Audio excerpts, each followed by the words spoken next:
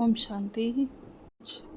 22 अगस्त 2025 की बाबा की साकार वाणी है। बाबा कहते हैं, मीठे बच्चे, तुम्हें कौन पढ़ाने आया है? विचार करो तो खुशी में रोमांच खड़े हो जाएंगे। ऊंचे ते ऊंचा बाप पढ़ाते हैं, ऐसी पढ़ाई कभी छोड़नी नहीं है। आज का प्रश्न है, अभी तुम बच्चों को कौन सा निश्चय हुआ है?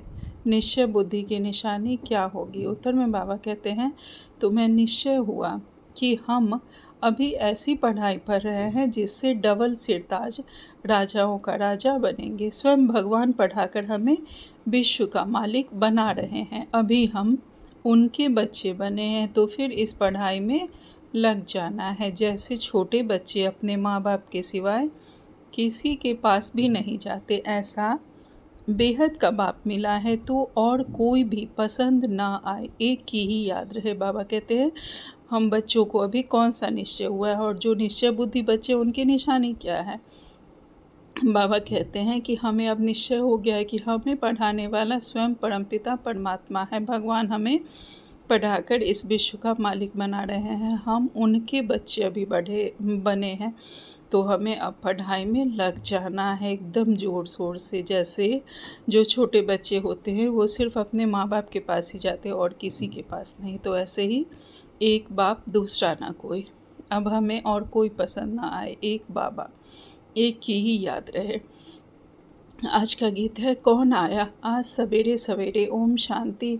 आज धारणा के लिए मुख्य सार में बाबा ने पहली पॉइंट कही है, स्वयं भगवान सुप्रीम टीचर बनकर पढ़ा रहे हैं, इसलिए अच्छी रीति पढ़नी है, उनके मत पर चलना है। स्वयं परमात्मा पढ़ा रहे हैं हमें टीचर बनकर, तो हमें बहुत अच्छे से पढ़ना है और सदा उनकी श्रीमत पर चलना है।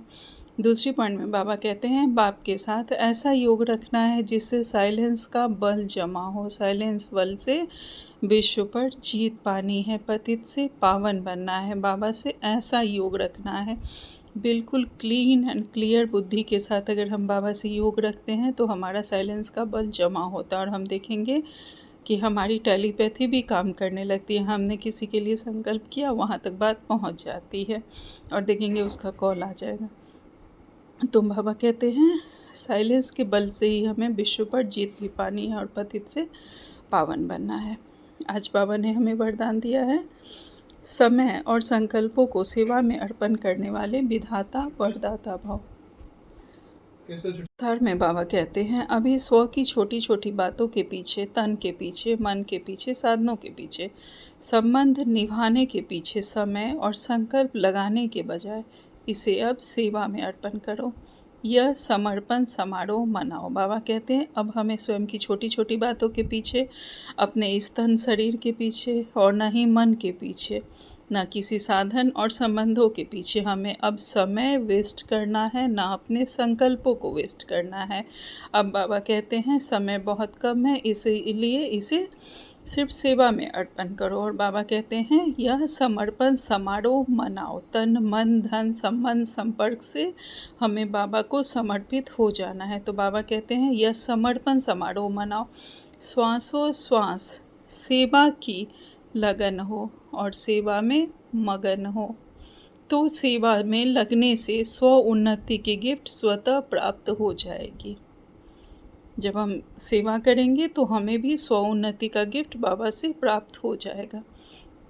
बाबा कहते हैं, विश्व कल्याण में स्व कल्याण समाया हुआ है, इसलिए निरंतर महादानी विधाता और वरदाता बनो। आज का स्लोगन है, अपनी इच्छाओं को कम कर दो तो समस्याएं कम हो जाएंगी। आज का व्यक्ति सारे हैं, जैसे लौकिक रीति से कोई किसके स्नेह में लवलीन होता है तो चेहरे से, नैनों से, वाणी से अनुभव होता है कि यह लवलीन है, आशिक है। ऐसे जिस समय स्टेज पर आते हो तो जितना अपने अंदर बाप का स्नेह इमर्ज होगा, उतना स्नेह का बाण औरों को भी स्नेह में घायल कर देगा। अच्छा, ओम शांति। शुक्रिया बाबा।